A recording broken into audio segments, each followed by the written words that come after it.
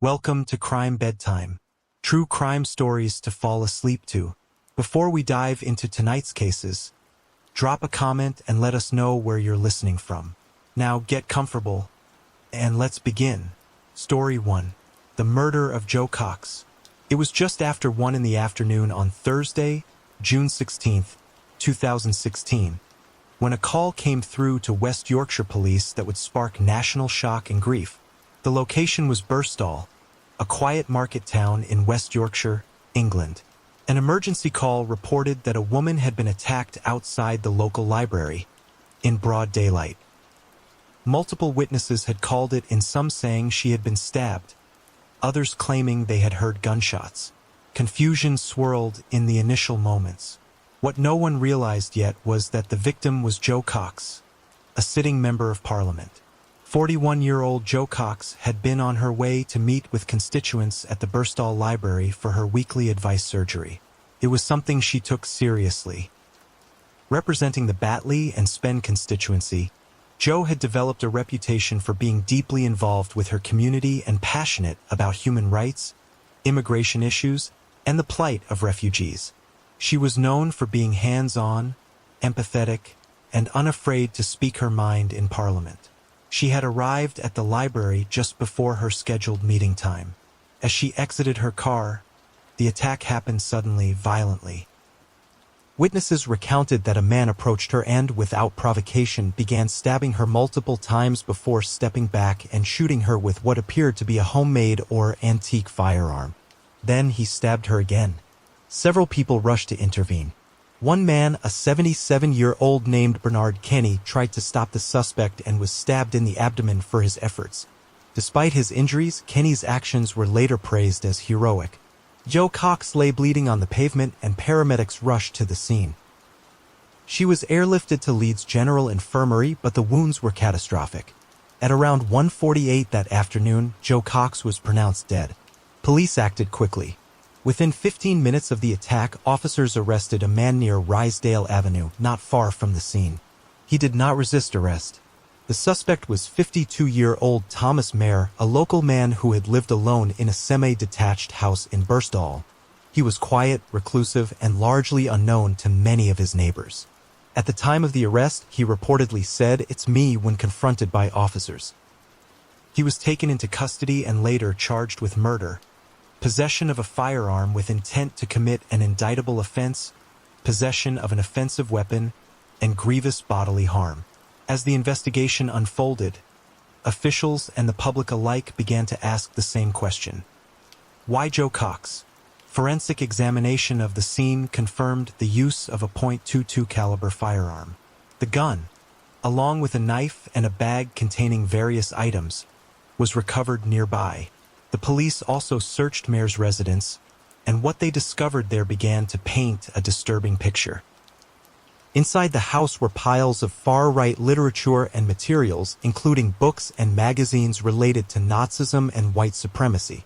On his bookshelf were publications from the National Alliance, an American neo-Nazi organization, and other extremist reading materials.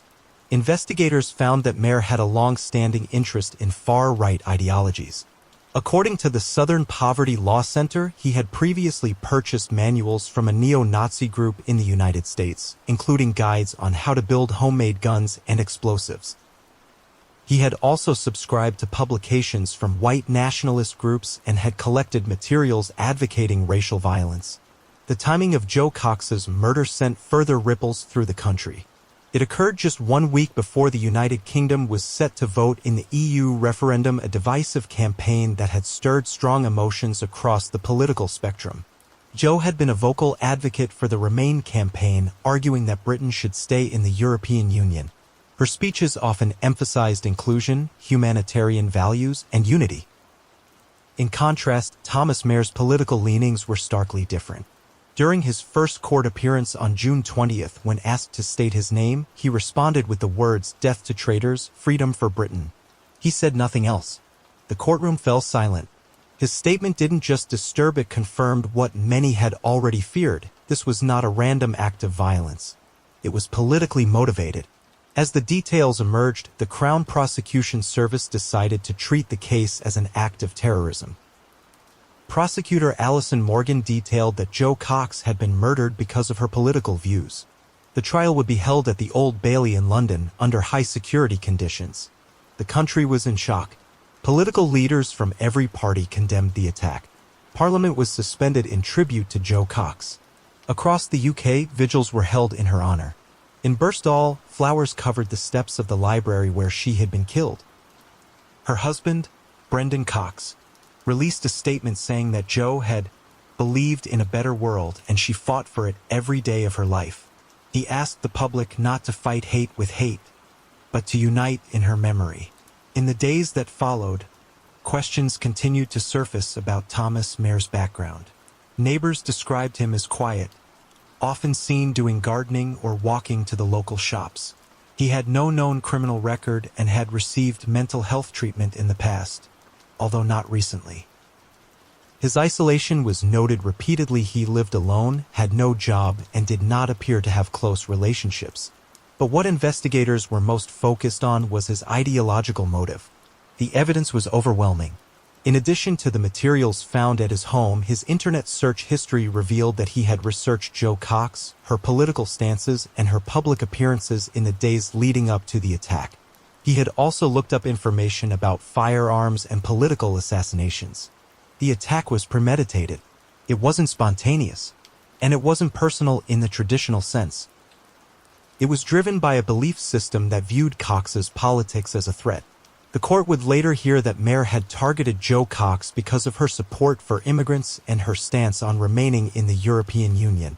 He had made statements during the attack referencing Britain first, a phrase later linked to far-right ideology. By the end of June, the investigation was complete and the trial date was set. The evidence would be laid out in court. Witnesses would testify to what they had seen that day outside the library. Forensics would match the weapons to Mayer. But even before the trial began, the country had already begun to reckon with what the murder meant about the state of political discourse, the rise in extremist sentiment, and how a woman who stood for compassion and justice could be targeted so violently on a street in her own constituency. Jo Cox had once said in Parliament, "We are far more united and have far more in common than that which divides us."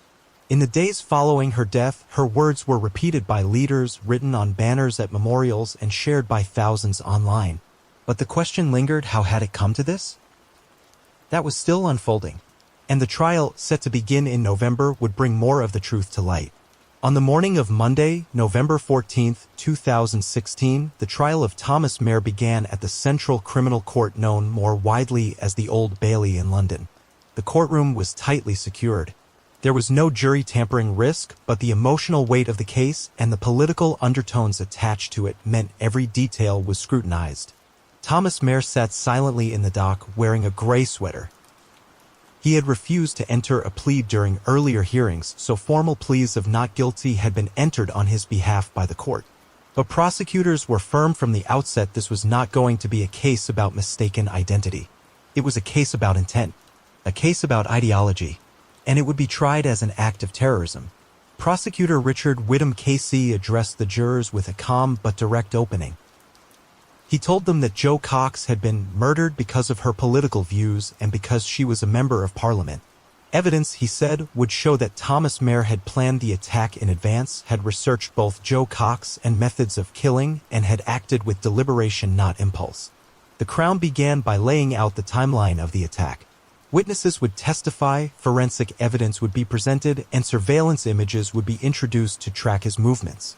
Step by step, the prosecution would build a picture of deliberate violence shaped by political extremism. The first witnesses brought forward were bystanders who had seen the attack unfold. One of them, Clark Rothwell, a cafe owner, testified that he saw Mayer targeting Jo Cox with brutal precision.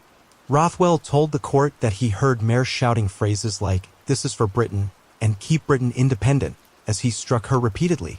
These were not just words. They were, the prosecution argued, declarations of ideology, manifestos condensed into moments of horror. Another witness, Tamara Galloway, had been walking nearby with her children. She described seeing Jo Cox fall to the ground and watching the attacker step back only to then shoot her again. Her account matched what others had said. The calmness with which the attacker moved. the lack of hesitation, the methodical way he returned to inflict further injuries. Forensic pathologist Dr. Richard Shepard was called to the stand to give expert testimony on the fatal injuries. His findings were stark. Joe Cox had suffered multiple stab wounds, some of which had penetrated vital organs. The gunshot wounds, 2 in total, had caused catastrophic damage. The final cause of death was a combination of stab and gunshot injuries, creating overwhelming trauma. The jury was then shown CCTV footage retrieved from nearby cameras. The footage tracked Maher's movements both before and after the attack. It showed him loitering in the area near the library in the minutes leading up to Joe Cox's arrival. After the attack, the footage captured him walking away holding a black bag. He did not run. He did not try to hide. That black bag would become a critical piece of evidence. When police arrested Maher roughly 15 minutes after the attack, they recovered the bag nearby. Inside it, they found the knife used in the stabbing, a modified .22 caliber rifle, and additional ammunition. The rifle had been altered to allow for one-shot firing, painstakingly modified at home using materials Maher had either purchased online or salvaged from elsewhere. The forensic team analyzed the rifle and found that its firing mechanism bore signs of manual modification. The ammunition recovered from the crime scene matched the rounds found in Maher's possession. There was no doubt this was the murder weapon. Police had also recovered a white baseball cap with the word "Britain First" embroidered on it. Although the organization publicly denied any connection to Maher, the prosecution emphasized that the presence of this item combined with his online searches and verbal statements supported a motive grounded in far-right extremism. As the trial progressed, the jury heard about the contents of Maher's home. Officers had executed a search warrant just hours after his arrest. What they found was not the residence of someone caught up in a moment of madness. It was the environment of someone immersed in a specific ideological world. There were stacks of publications glorifying Adolf Hitler and the Third Reich, books detailing the structure of the Ku Klux Klan, printouts of articles discussing lone wolf terrorism and political assassinations. One file, labeled White Racial Nationalism, contained handwritten notes about politicians viewed as traitors. Joe Cox's name was not explicitly written there, but references to pro-immigration MPs were. On his bookshelf, among old encyclopedias and news clippings, police found a copy of Ich Kämpfe, a Nazi propaganda booklet given to new members of the SS. It had been preserved carefully, almost reverently, in a plastic sleeve. Investigators also uncovered his internet history, which showed repeated searches for Joe Cox's name, her voting record, and her public appearances. He had looked up details about her scheduled constituency surgery in Burstall. He had also visited websites offering guides on homemade firearms. One PDF file was titled Improvised Firearms, the Home Gunsmith, which investigators discovered he had ordered from a US-based neo-Nazi group under his own name. The document included schematics for converting blank-firing guns into lethal weapons. The prosecution presented these findings not as incidental curiosities, but as key indicators of planning. Maher had not stumbled across this information. He had sought it out, studied it, and acted on it. But perhaps one of the most chilling pieces of evidence came from Maher's own writing. On a scrap of paper found in his home, he had written, "Operation. Kill Titor BH," obscured in court records, but understood to reference Joe Cox. The handwriting matched other samples recovered from his notebooks. It was crude, but it was unmistakable. The defense, led by Barrister Simon Russell Flint, offered no alternative explanations. There were no claims of mistaken identity, no attempts to discredit witnesses. In fact, Maher's legal team did not present any defense witnesses at all. Maher himself remained silent throughout, declining to testify in his own defense. He had refused to cooperate with psychiatric evaluations, and no mental health defense was raised. The trial's emotional center came when Brendan Cox, Joe's husband, was called to give evidence. He spoke softly, composed but visibly strained. He described how Joe had been devoted to her work and her family, how she had left home that morning as she always did, smiling, focused, and eager to meet her constituents. He recalled receiving the call that she had been attacked, racing to the hospital, and being told there was nothing more doctors could do. He did not ask for revenge. He asked for understanding. In his closing statement, Richard Whittam told the jury that Jo Cox had been murdered not because of who she was personally, but because of what she stood for: compassion, tolerance, and unity. This was a planned and premeditated murder, he said. It was perpetrated for a political and/or ideological cause. On the morning of Wednesday, November 23rd, the jury retired to consider their verdict. It took them just over 90 minutes to reach a decision. When they returned, the courtroom fell silent. The foreman stood and spoke clearly, guilty on all counts. Thomas Mayer showed no reaction. The judge, Mr. Justice Wilkie, delivered the sentence immediately. Life imprisonment without the possibility of parole. Mayer would never be released. The judge described the murder as one with exceptional seriousness, motivated by hatred that Jo Cox stood against.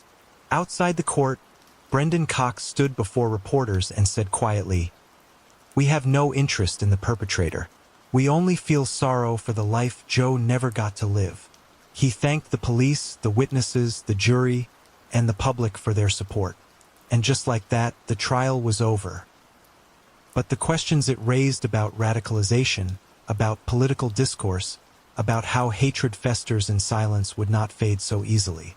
In the days that followed the verdict, the focus began to shift. The trial had ended, but the tremors of what had happened continued to ripple outward through Parliament, through the press, and through the deeply unsettled public. The British government commissioned the Home Office to conduct a formal review into what lessons could be drawn from the murder of Jo Cox. Although the case had been tried and resolved swiftly, the deeper implications surrounding extremism and political violence were only beginning to surface. The attack was not just a tragedy, it was a warning. Security protocols for members of Parliament were brought under immediate review. A report issued by the Independent Parliamentary Standards Authority in late 2016 outlined the urgent need for enhanced safety measures. MPs were now eligible for additional funding to secure their constituency offices, install panic alarms, and hire staff trained in risk mitigation. Many MPs spoke out during this period about the escalating threats they had received, especially those involved in contentious debates surrounding immigration and the EU referendum. Some recounted receiving death threats, others described being followed or harassed in public. The murder of Jo Cox had brought those concerns into stark relief. The National Counter-Terrorism Policing Headquarters also began working more closely with Parliament's security teams, offering tailored advice to MPs based on threat levels. While the attack on Jo Cox was classified as an act of terrorism, it did not originate from a foreign group or organized cell. This prompted a critical shift in how extremism was understood in the UK. The government's counter-extremism strategy, previously focused largely on Islamist threats, now had to confront the rise of far-right violence. In December of 2016, the Home Affairs Select Committee urgently convened to review the growing influence of far-right ideology in Britain. Evidence submitted to the committee included data from the National Police Chiefs Council, showing a sharp rise in hate crimes in the weeks following the EU referendum. Racially and religiously motivated attacks had surged. It was no longer a matter of isolated incidents. There was a pattern forming, and Jo Cox's murder was the most extreme expression of it. Media outlets also turned their attention to the online spaces where men like Thomas Mayer had absorbed and nurtured their beliefs. Investigative journalists at outlets like The Guardian and BBC Panorama traced Mayer's purchases from the neo-Nazi group National Alliance back to 1999, when he had ordered multiple publications through mail correspondence. Archived newsletters showed that these were not passive subscriptions, they were materials advocating genocide, political violence, and racial supremacy. Despite this, Mayer had remained entirely off the radar of MI5 and counterterrorism units. He had never been arrested, never flagged, never approached. His extremism had been cultivated in private.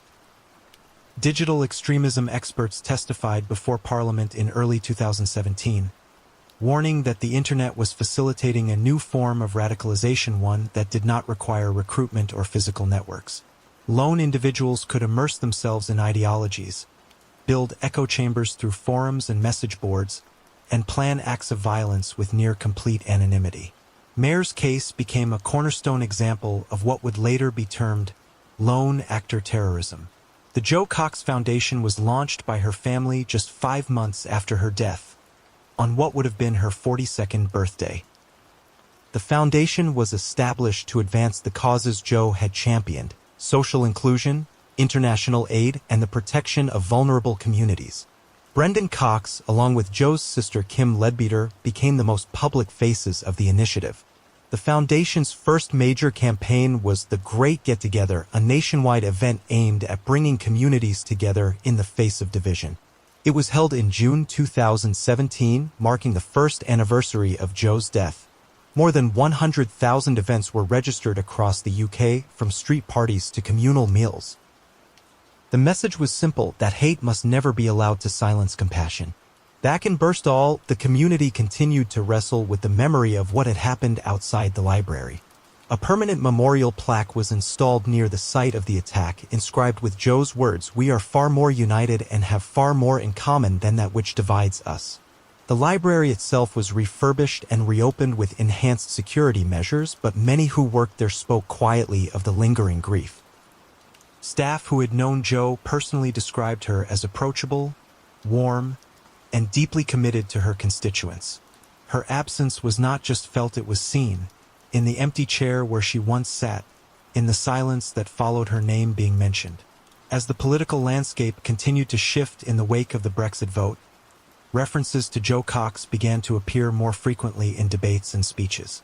Her name was invoked during discussions of civility in public discourse, in calls to reduce the abuse faced by female MPs, and in efforts to combat online hate. Several members of Parliament, including those from opposing parties, cited her murder as a turning point in their understanding of political risk. In July 2021, Kim Leadbeater, Jo's younger sister, was elected as the new MP for Batley and Spen, the very seat Jo had held at the time of her death. It was not a planned career path. In earlier interviews, Leadbeater had said she never intended to enter politics, but the grief and the need to continue her sister's work became impossible to ignore. Her victory was narrow, and the campaign had been marred by threats and intimidation. But when she stood in the House of Commons for the first time, she echoed the same values her sister had championed: kindness, respect, and unity. Thomas Mair remains incarcerated at HMP Frankland, a high-security prison in County Durham. He has never spoken publicly about his motives beyond the few words uttered during his initial court appearance. He has not granted any interviews, nor has he expressed remorse. Officials have described him as isolated, with minimal engagement in prison programs. There is no record of him challenging his conviction. In 2022, the Commission for Countering Extremism included Jo Cox's murder in its official briefing to the UK government on the evolving nature of domestic terrorism. The report emphasized the importance of early intervention, the monitoring of extremist propaganda, and the need for social media platforms to take greater responsibility for the spread of hate. It also identified the murder as a pivotal moment in the modern history of far-right violence in Britain. The legacy of Jo Cox now exists in many forms: in legislative policy, in community programs, in the memories of those who knew her. But perhaps most enduring is the emotional imprint her story left behind. The image of a woman who dedicated her life to others, meeting a violent end in the same community she fought to protect, remains deeply unsettling. It is a reminder that rhetoric carries consequence, that extremism doesn't always come from the shadows, and that the cost of division can be blood. Her final words in Parliament, spoken just weeks before her death, continue to echo: "We are far more united and have far more in common than that which divides us." Words that now live not just in the record of Hansard, but in the quiet resolve of those still trying to build the better world she believed in. Story 2. The Murder of Lynette White. On the night of February 29, 1988, in the Docklands area of Cardiff, Wales, A man named Jeffrey Gaffor was nowhere near the scene. Not yet, anyway. That night belonged to someone else.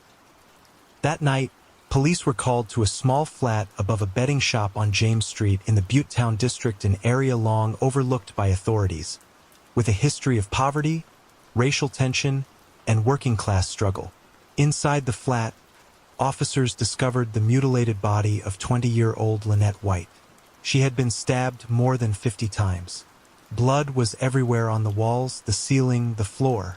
Whoever had done this had not merely killed her. They had attacked with such ferocity that investigators initially believed there could have been more than one attacker. Her throat had been cut with such force that the wound extended to the spine. Forensics would later confirm that the murder weapon was likely a small, sharp knife, possibly a Stanley knife. Lynette White had been a known sex worker in the area, and the flat had been used for her work. This detail, though sensitive, shaped the early assumptions of the police. They believed the murder was likely committed by a client. Early witness accounts described seeing a white male, possibly in his 20s or 30s, fleeing the building around the estimated time of death. He was described as having blood on his hands. That detail, just that one description, would shape the course of the investigation for years. South Wales police launched what became one of the largest murder investigations in their history. They began by canvassing the area, looking into Lynette's known associates, and interviewing other sex workers. But the case wasn't progressing. The forensic evidence, while substantial, didn't point to a clear suspect. There was no DNA match in the system. And in 1988, forensic science hadn't yet reached the capabilities it would in the decades to come. By late 1988, pressure was mounting to bring someone to justice. The brutal nature of the crime had shocked the local community. Residents of Buttetown, many of them Somali, Yemeni, and Caribbean immigrants, were used to being ignored by the authorities. But this time, they were being watched, questioned, scrutinized. And then, in November of that year, police made a move.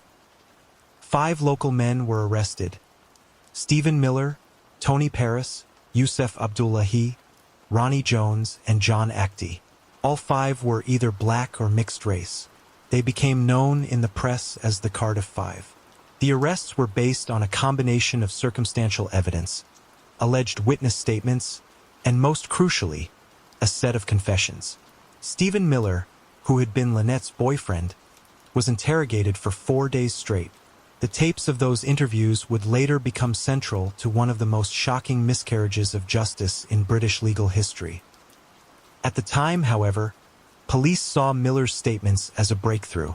After intense and prolonged questioning, he eventually confessed to the crime, implicating himself and the others.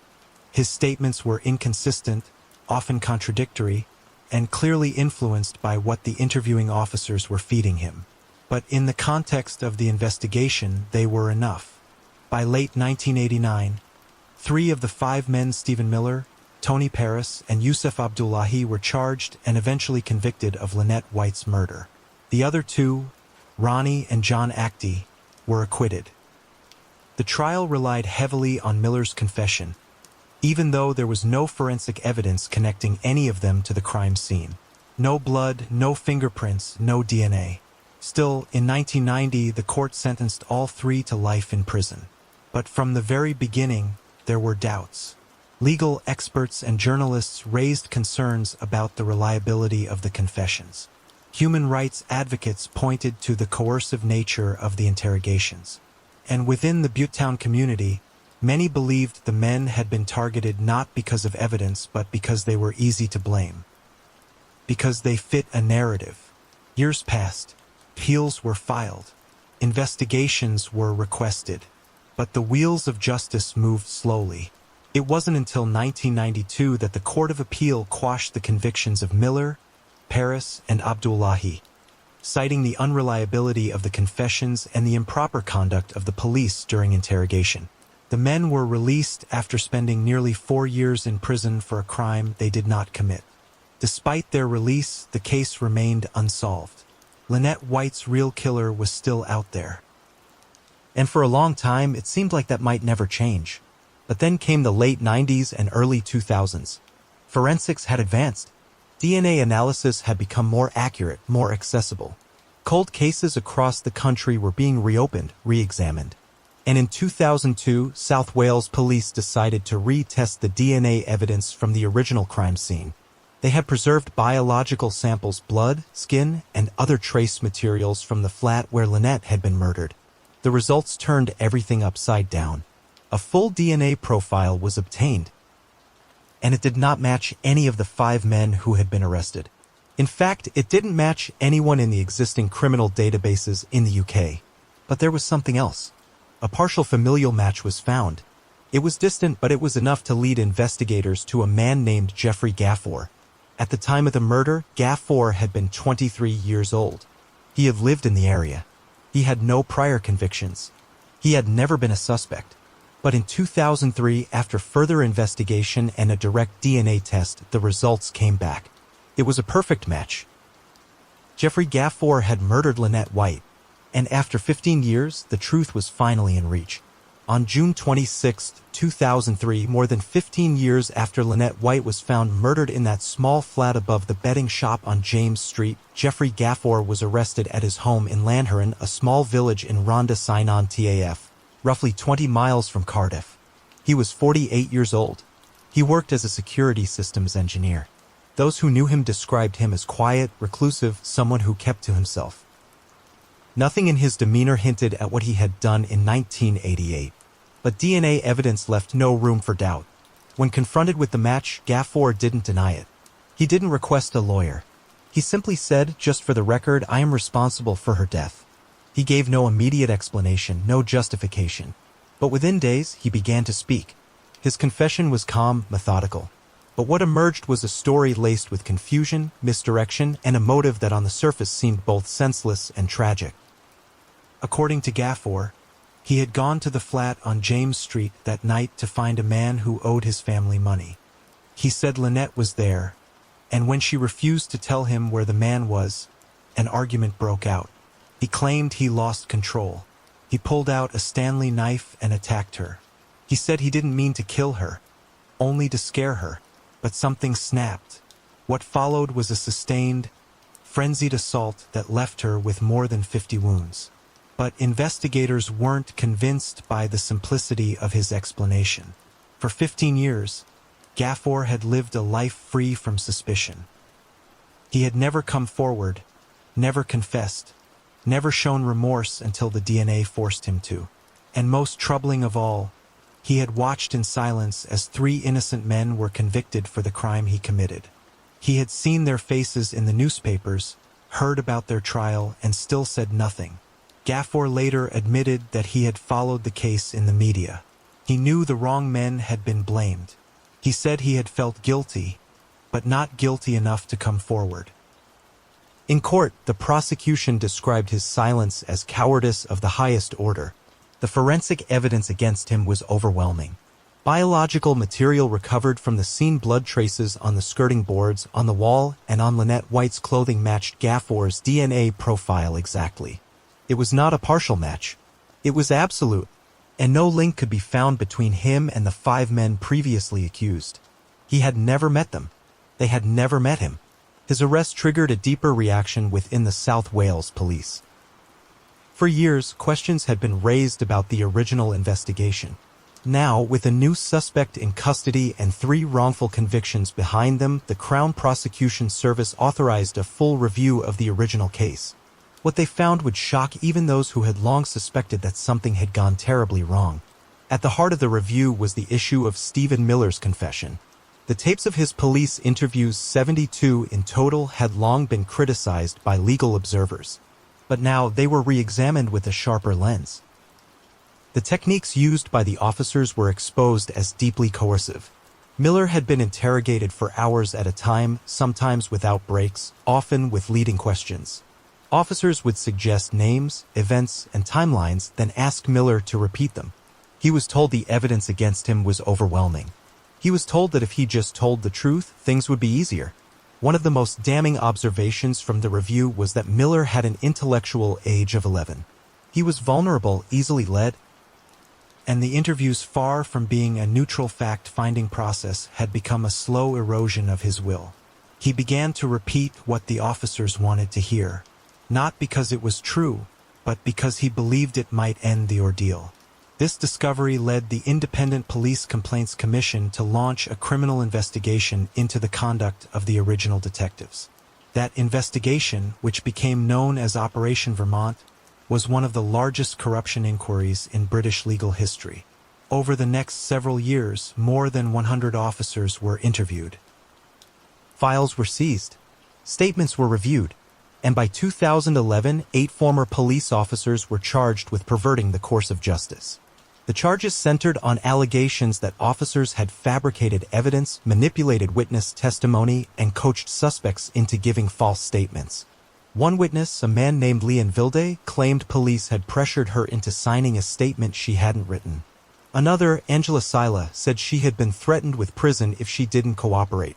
Both had given statements that implicated the Cardiff Five. Both later recanted.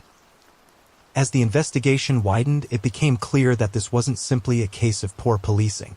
It was systemic. Notes had been altered. Tapes had been selectively recorded.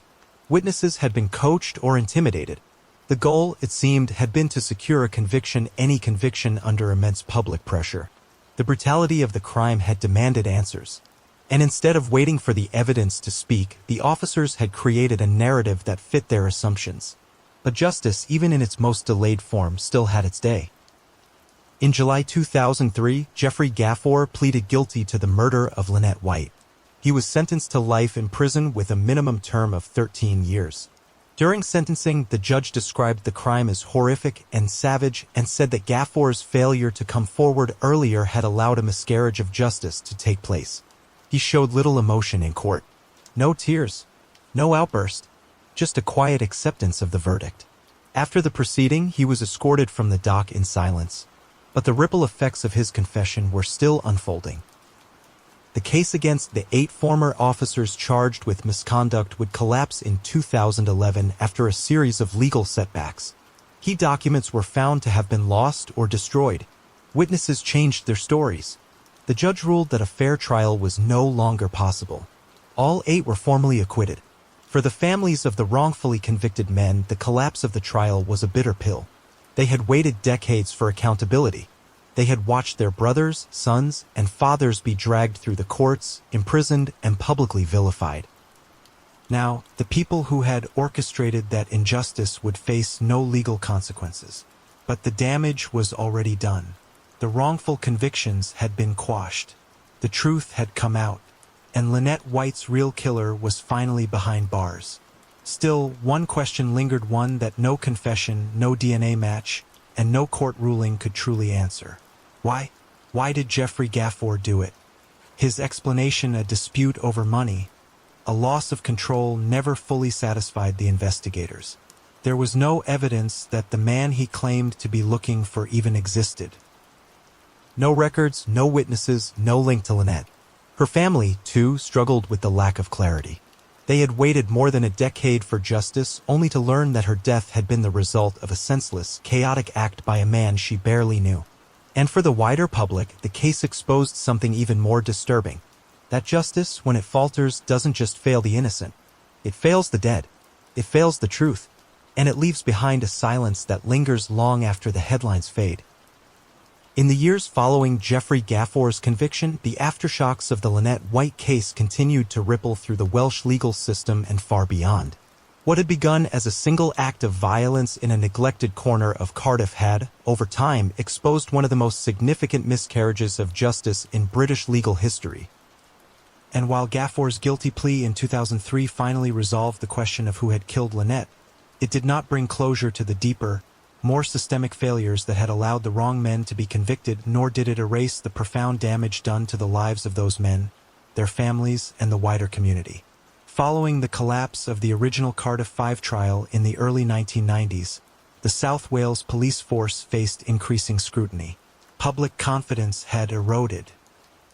Internal documents, later made public, revealed that some senior officers had been aware of discrepancies in the evidence used against the original suspects but had chosen not to act. The The wrongful convictions were not just the result of error, they were, in part, the result of deliberate suppression of doubt.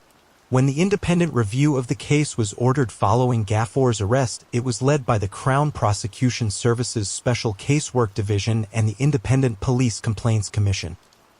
What emerged from that review was a disturbing picture not only of missteps, but of active malpractice. Allegations of falsified witness statements, suppression of exculpatory evidence, and coercion of vulnerable individuals became central to the reinvestigation.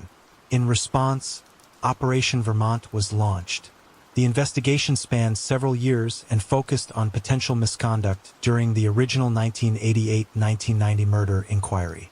A total of 14 individuals were arrested between 2005 and 2008, including former police officers and civilian witnesses. Among them were retired Detective Chief Inspector Graham Mouncher, who had led the initial investigation, and several of his former colleagues. In 2011, 8 of those former officers were formally charged with offenses including conspiracy to pervert the course of justice and perjury. The case was unprecedented. Never before in British legal history had so many police officers faced criminal charges for their conduct during a single investigation. The trial was set to take place at Swansea Crown Court. But as preparations for the trial continued, critical logistical failures began to surface. A key issue arose from the discovery, or rather, the disappearance of a large number of investigative files. South Wales Police admitted that over 100 boxes of documents, many of which had been stored at a secure facility in Bridgend, had been destroyed or were missing. This included original interview notes, tapes, and internal memos from the 1988 investigation. Without those documents, the Crown Prosecution Service was unable to proceed with a reliable or fair prosecution. On December 6, 2011, the trial was formally abandoned. Justice Sweeney ruled that the destruction of documents had rendered a fair trial impossible. All charges against the officers were dropped. The collapse of the trial was met with outrage by the families of the wrongfully convicted, and with frustration by those who had spent years working to expose the truth. Though the officers were no longer facing legal consequences, the damage to the reputation of South Wales Police was irreversible.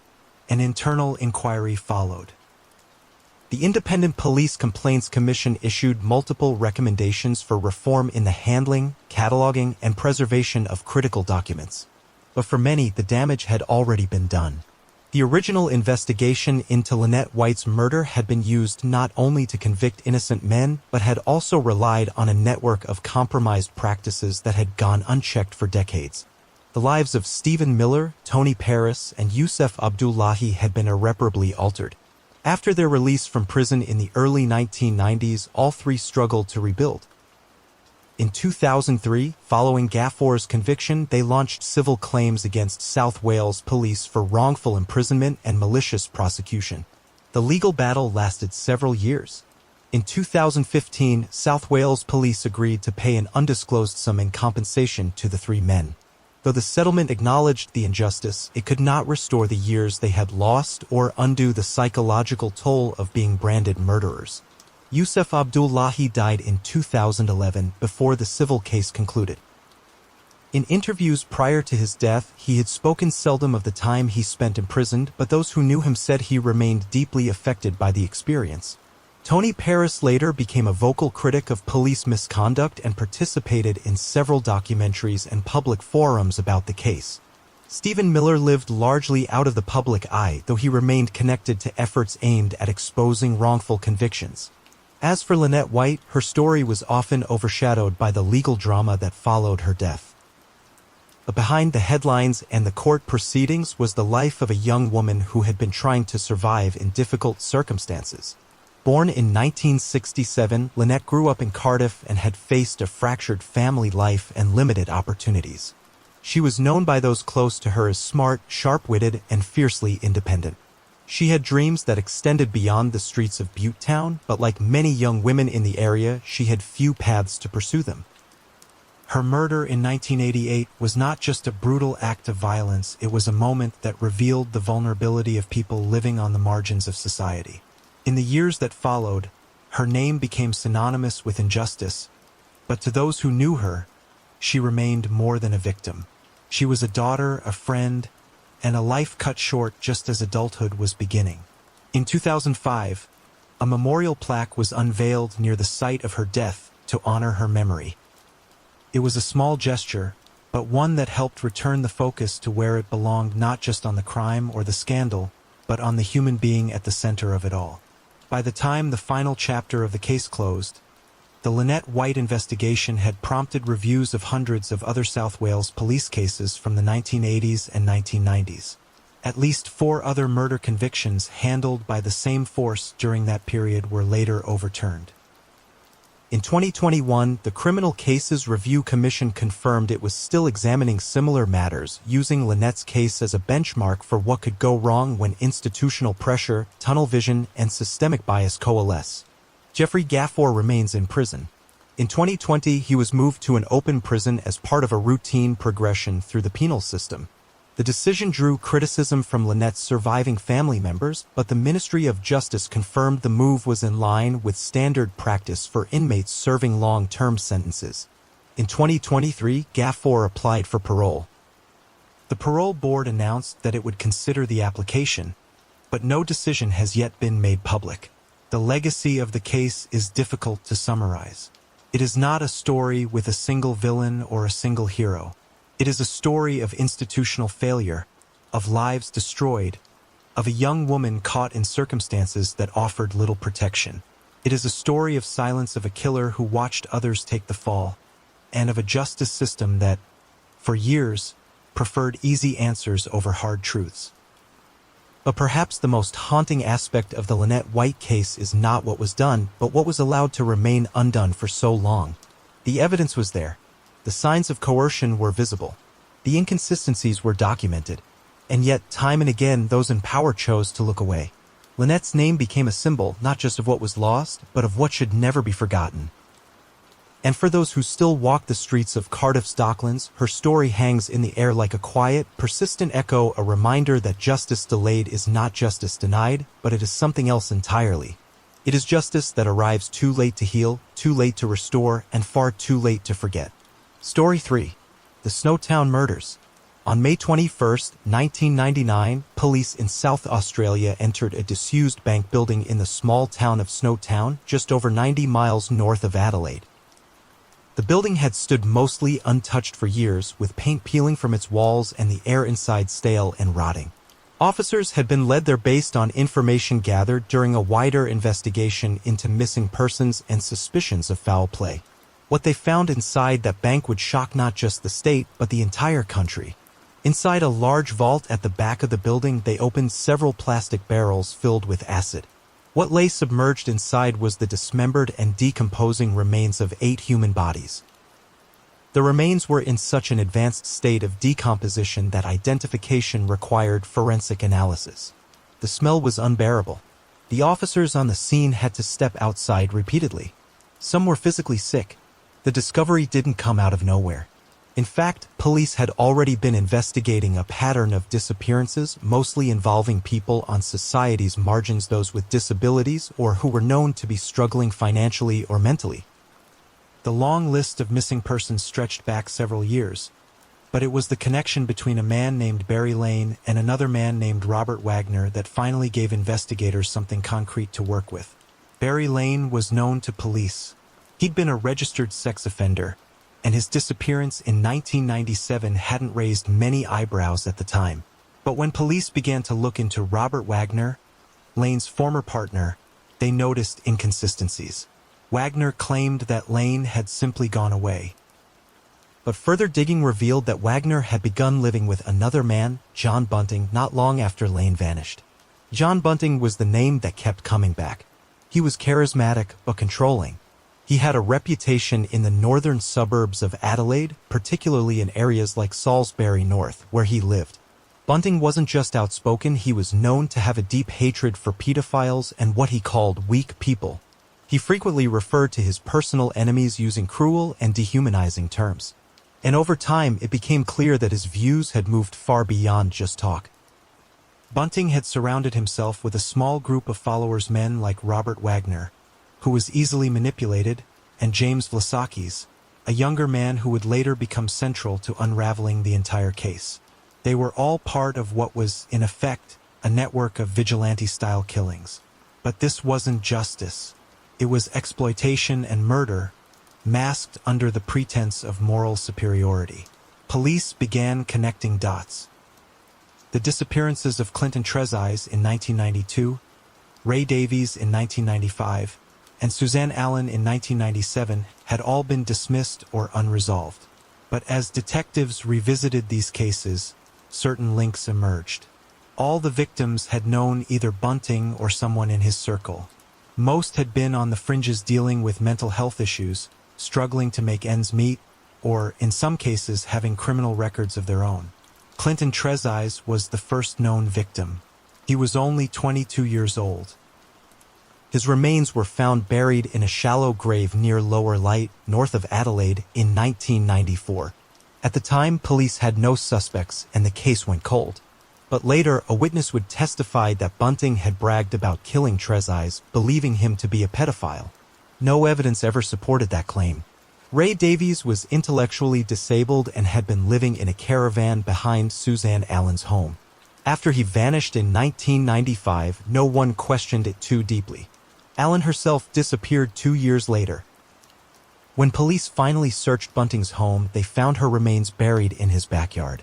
Davies' remains were never found, but police believe he was murdered and possibly dismembered.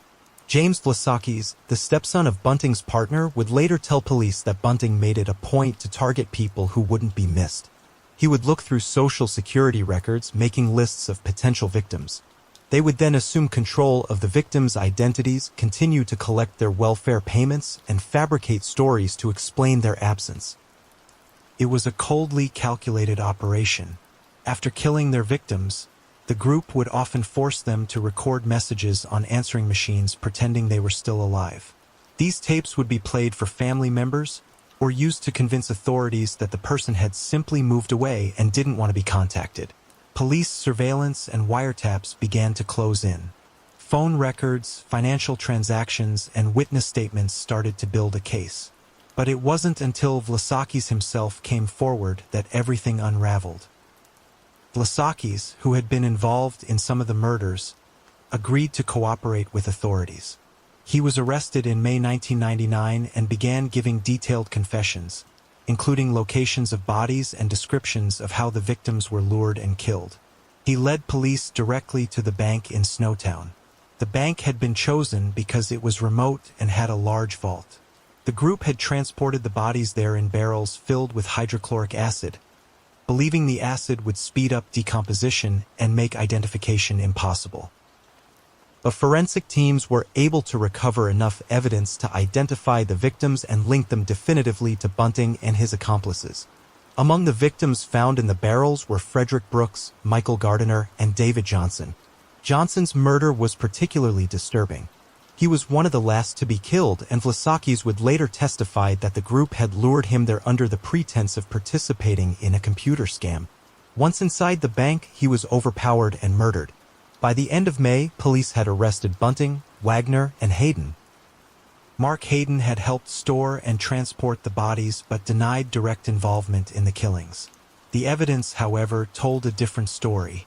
The people of Snowtown were horrified. Many had no idea that such atrocities had taken place in their quiet town. The building had always looked abandoned. No one had gone inside for years. And yet, inside that vault, behind a thick steel door, 8 bodies had been left to rot. The case would go on to become one of the most notorious serial killings in Australian history. It wasn't just the number of victims, it was the cold, methodical way the murders were carried out, and the fact that so many of them had gone unnoticed for so long. What began as a series of missing persons reports had turned into something much darker. John Bunting had created a twisted ideology to justify his actions, and he'd convinced others to follow him. But the true horror lay not just in the murders themselves, but in how easily they were hidden in plain sight for nearly a decade. When James Vlasakis sat down with investigators in that small, windowless interview room in Adelaide, he was pale, withdrawn, and trembling. He was only 20 years old. What he carried with him was not just knowledge of a series of murders, it was first-hand participation. Over the next several days, his slow, stuttering confessions would give police a roadmap to one of the most disturbing killing sprees in Australian history.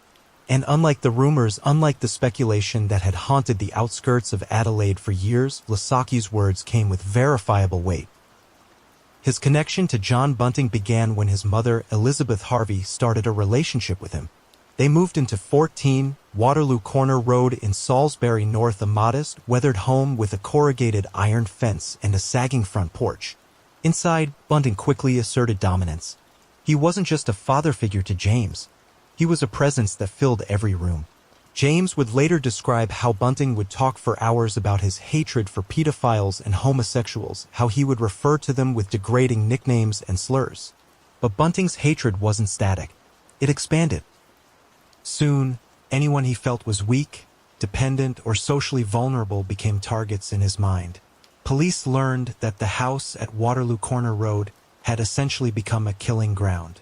Ray Davies had been held captive there before his death. Others had been tortured in the bathroom or in makeshift restraints in the shed out back. The home was soundproofed in key areas. Neighbors noticed strange behavior, curtains always drawn, loud music at odd hours. But no one ever reported it.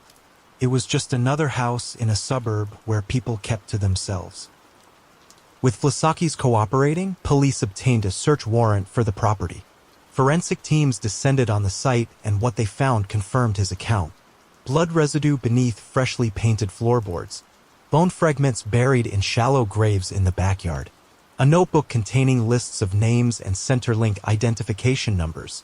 These weren't just names. They were people, each one linked to a disappearance. Some were already listed on missing persons reports. Others hadn't even been reported missing yet.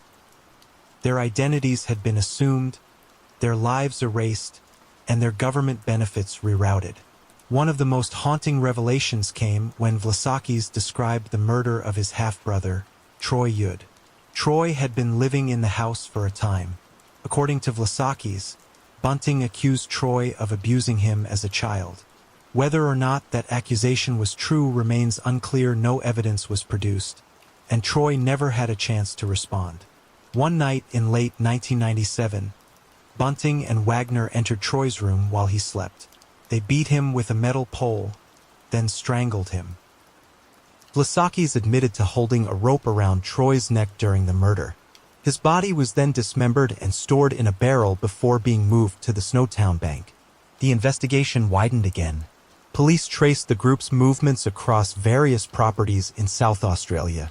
One of those locations was a house in Smithfield Plains, an area known for its economic hardship and boarded-up homes. It was there that Michael Gardiner was last seen. Gardiner had struggled with mental health issues and had recently lost his job. He was staying with friends when he disappeared. When questioned, Bunting claimed Gardiner had stolen from him and left town. But financial records told a different story. Gardiner's Centrelink payments had continued for months after he vanished, and the account was being accessed from ATMs near Bunting's residence.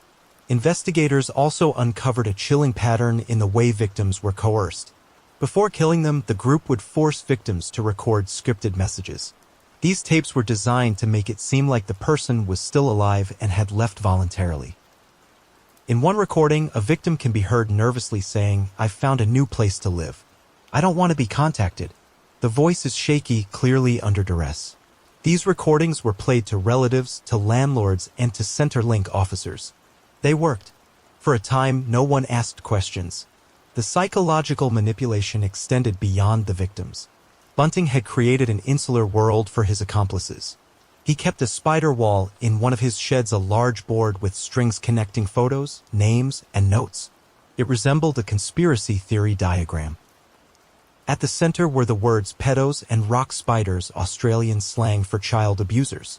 Bunting would gather his followers and talk through the connections, pointing out who needed to be dealt with. Many of the people on the board had no history of abuse. Some were simply disliked. Others were living with disabilities or mental illness. Mark Hayden, whose wife Elizabeth Hayden would later be found among the victims, was also brought in for questioning. He was quiet, methodical, and often evasive. But police had enough to charge him with assisting in the disposal of bodies. Hayden never admitted to taking part in the killings themselves. His role had been to help store and transport the remains. Still, his silence came at a cost. Elizabeth had vanished in late 1998. Her body was recovered in one of the barrels at Snowtown. She had been strangled, and her Centrelink payments had continued for several weeks after her death.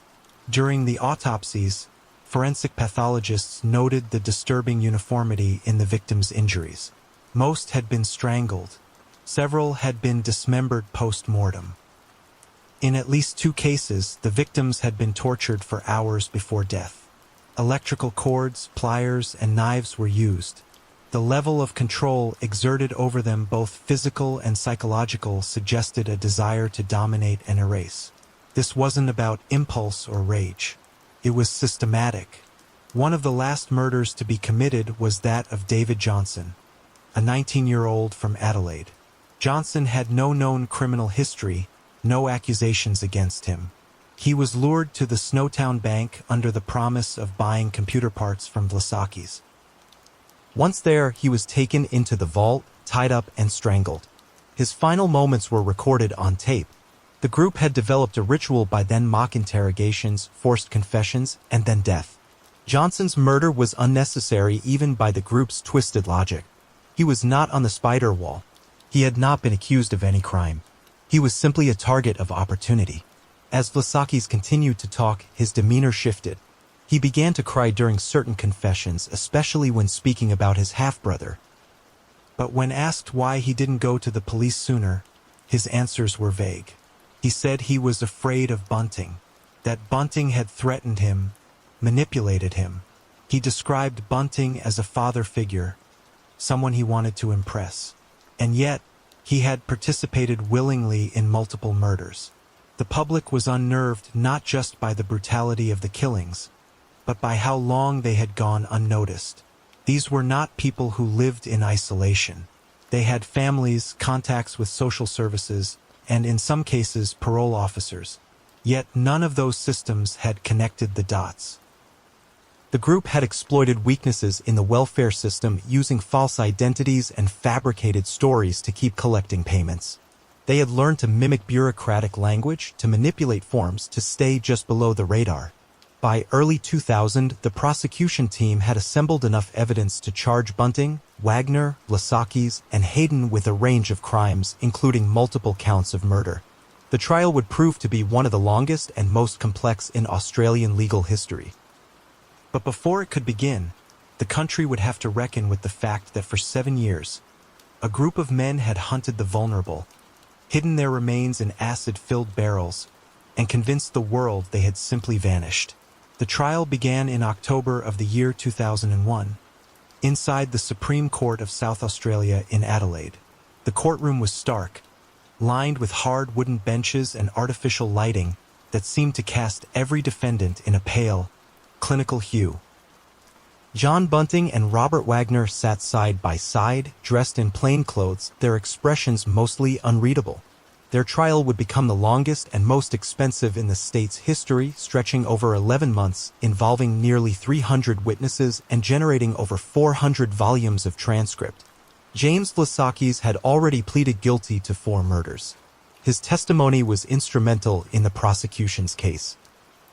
He took the stand against the men he had once called friends, describing in graphic detail the methods used, the psychology at play, and the atmosphere inside the homes and buildings where the victims met their end. His voice, often quiet and halting, carried through the courtroom like a cold wind. He was, by that point, under heavy police protection. The prosecution, led by prosecutor Peter Brebner, presented a case built almost entirely on physical evidence, bank records, and Vlasakis' confessions. The barrels retrieved from the Snowtown bank had been kept sealed until forensic teams could safely extract the remains. DNA testing, dental records, and skeletal analysis confirmed the identities of the victims. Several of the barrels contained multiple body parts, tangled together in acid and plastic. The heat generated by the decomposition process had caused some of the plastic to melt into the remains, making the job of forensic pathologists slow and painstaking. Each victim's timeline was laid out, one after another. Clinton Trezise, the first known victim, had been identified through dental records. His skull showed signs of blunt force trauma. Suzanne Allen's body had been partially wrapped in garbage bags and buried in the backyard of John Bunting's Salisbury North home. Her cause of death was never definitively determined due to the level of decomposition, but her presence on a list of assumed identities used for welfare fraud was enough to tie her to the group's pattern. In the courtroom, families of the victims sat in silence. Some wept quietly, others stared ahead, unmoving. The prosecution did not sensationalize what had occurred. The facts spoke loudly enough. The victims had been chosen because they were isolated or perceived as vulnerable. Some had disabilities. Others struggled with mental illness or poverty. A few had criminal records, but not a single one had been charged with the offenses Bunting used to justify their murders. One of the most disturbing pieces of evidence presented was a series of audio recordings recovered from the group's residences. These tapes included the voices of victims during their final hours coerced into reading scripted messages. One tape, played for the jury, featured a man being forced to disclose personal information, including his bank PIN, while laughing could be heard in the background. These recordings were used to continue accessing the victims' accounts after their deaths. The defense for Bunting and Wagner attempted to challenge Vlasakis's credibility, arguing that he had reason to lie in exchange for a reduced sentence. But the weight of physical evidence, corroborated by independent forensic findings, made such arguments difficult to sustain. A fingerprint belonging to Bunting had been found on a crowbar retrieved from one of the residences. Blood spatter matching Frederick Brooks was located on Robert Wagner's clothing. A notebook recovered from the house in Murray Bridge contained handwritten notes about marking victims, detailing personal information and tracking their identities post-mortem. David Johnson's murder, the last to occur, became a focal point. The prosecution argued that it demonstrated the group's evolution from ideological murder to opportunistic killing. Johnson had no known accusations against him and had been lured to the Snowtown bank under false pretenses. His body had been dismembered with precision and placed into a barrel within hours. His recorded voice was later used to deceive his family into believing he had run away. The jury heard that tape, and the silence that followed was deafening. The trial also revealed the extent to which the group had anticipated police interest. In several locations, detectives discovered false walls, hidden compartments, and coded messages. In one instance, a list of victims had been written in pencil on the underside of a drawer, including code names and financial figures next to each entry. The police also found a box containing multiple forms of identification cards, driver's licenses, Medicare cards belonging to the deceased. These had been used to continue receiving government payments. Mark Hayden's trial was held separately. He was not charged with murder but was convicted of assisting in the disposal of bodies and with interfering with human remains. His defense argued that he had not participated willingly and had been unaware of the full extent of the crimes. Nonetheless, his failure to report the murders, especially that of his own wife, Elizabeth Hayden, resulted in a 12-year sentence. He was eligible for parole after 7. On September 8, 2003, the jury returned their verdict. John Bunting was found guilty of 11 counts of murder. Robert Wagner was found guilty of 10. The judge, Justice Brian Martin, described the crimes as so calculated, so cruel, so relentless that life imprisonment was the only appropriate sentence. Both men were sentenced to life in prison without the possibility of parole. James Vlasakis was sentenced to life imprisonment with a non-parole period of 26 years. His cooperation with authorities had spared him the full weight of the law, but not the public scorn.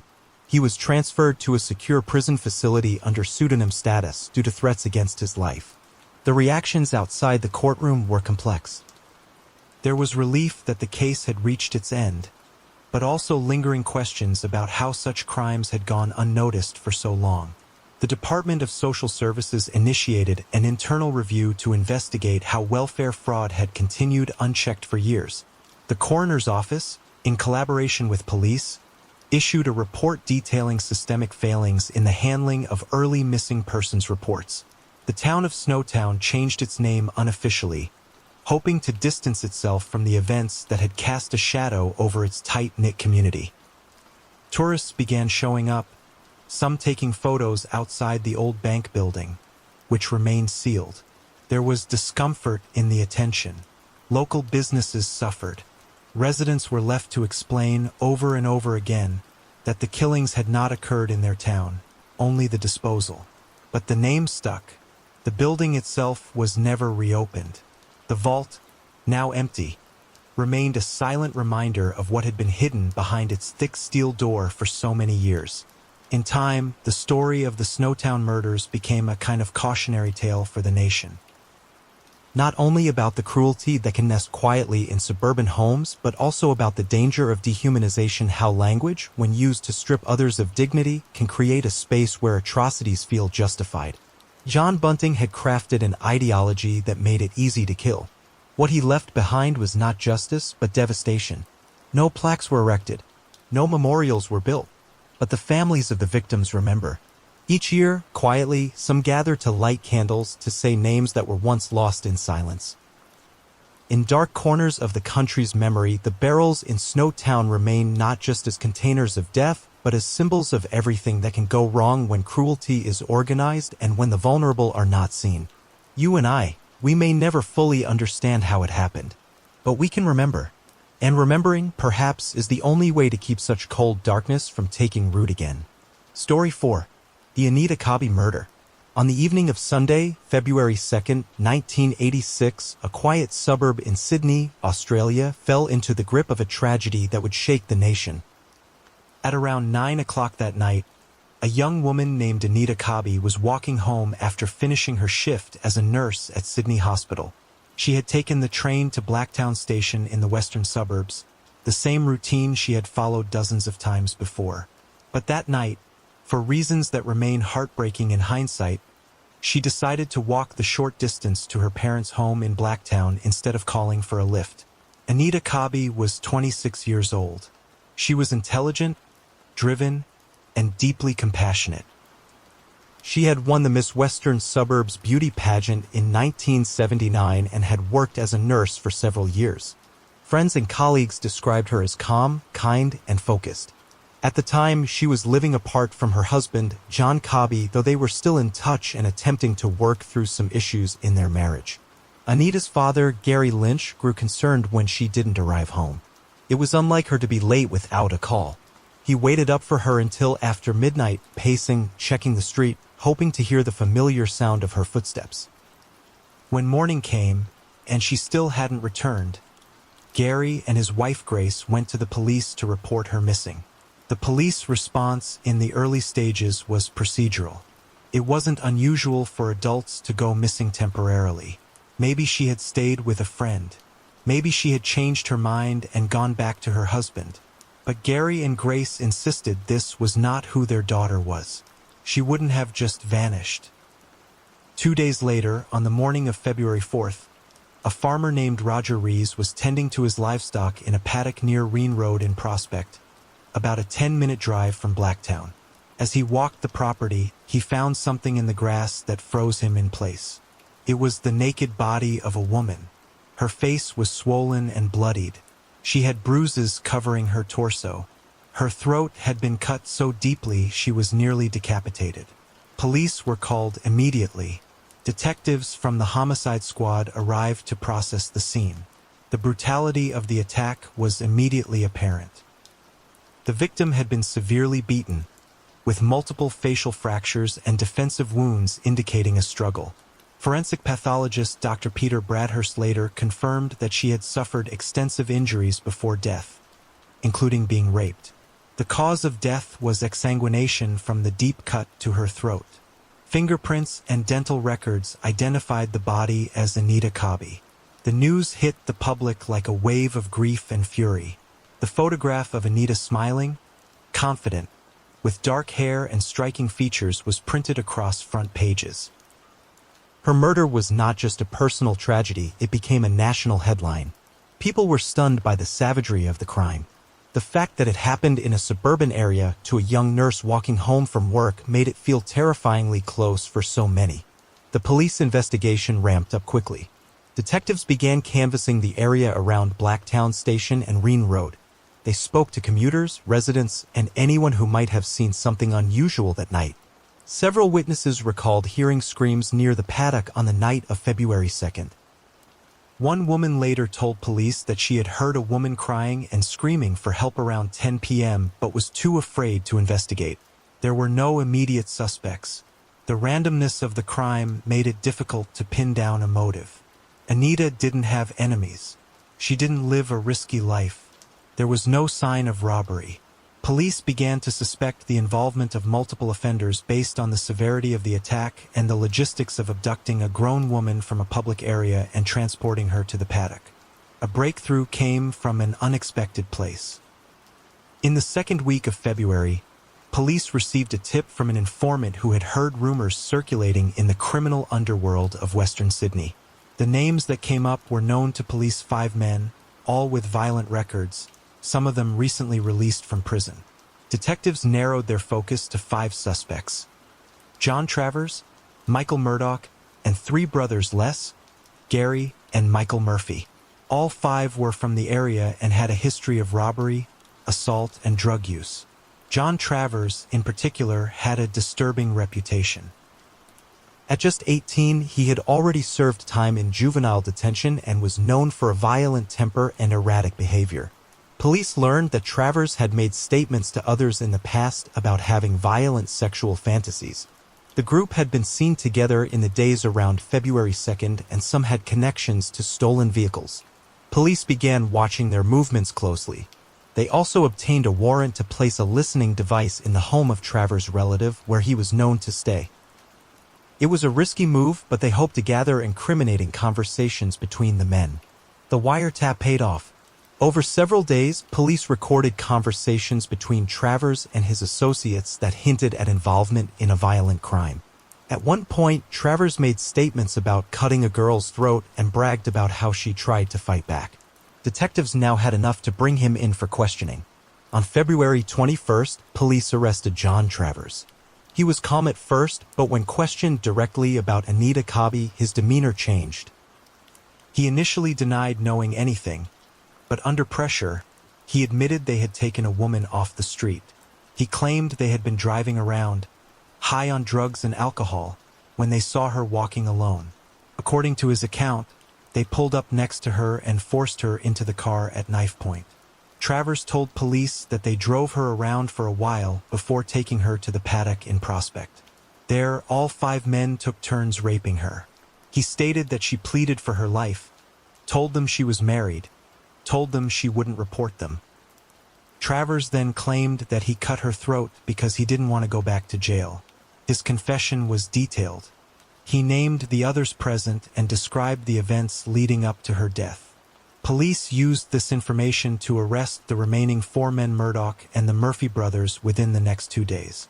Each of the men was interviewed separately. Some admitted parts of the crime. Others denied involvement.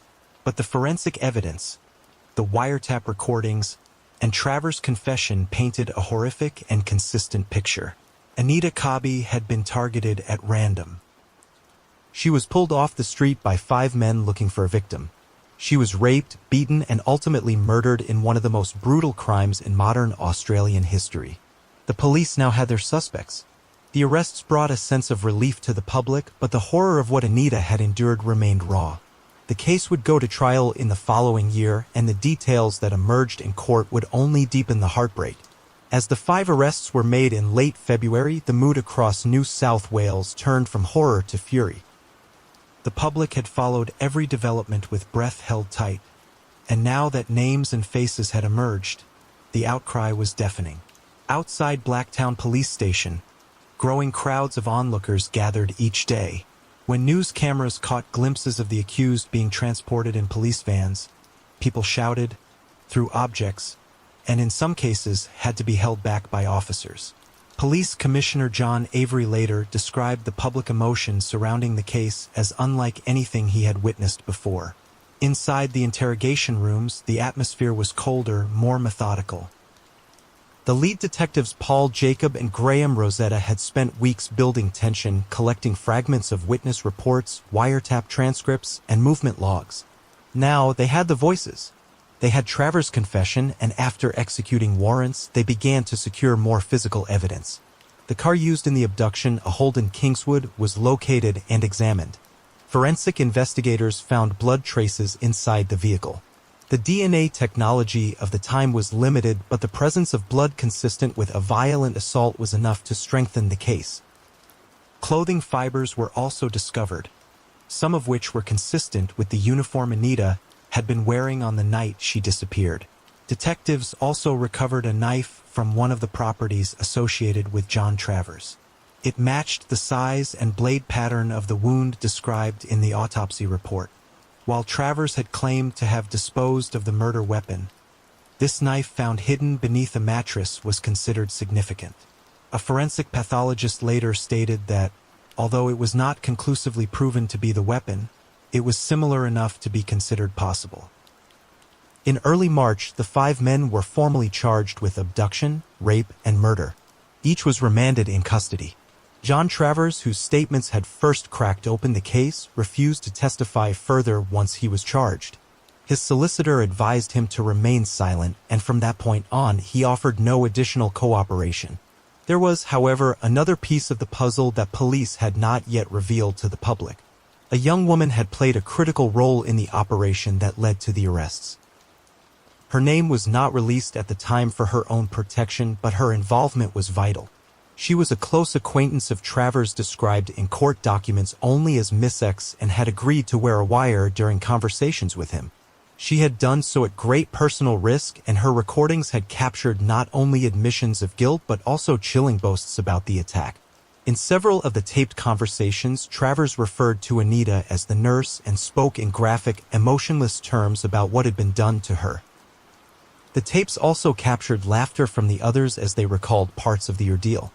These recordings were later played during the committal hearings and trial, and they would remain some of the most disturbing evidence ever heard in an Australian courtroom. By April, the case had been committed to trial. Lawyers began preparing for what was expected to be one of the most closely followed legal proceedings in the country's history. The prosecution, led by Crown Prosecutor Terry Thorpe, focused on building a case around joint criminal enterprise, a legal doctrine which allowed all 5 men to be held equally responsible for the crimes committed that night, regardless of who had physically committed the final act of murder. Meanwhile, Anita's family remained out of the public eye, shielded by friends and extended relatives. Gary and Grace Lynch did not speak to the media during the early stages, but their grief was visible in every photograph taken outside the courtroom. Anita's husband, John Cobby, also kept a low profile.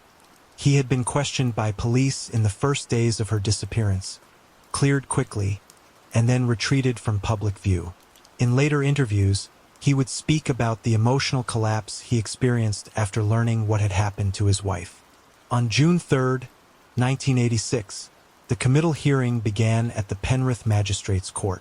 Over several days, the court heard detailed evidence from police, forensic experts, and the woman who had worn the wire.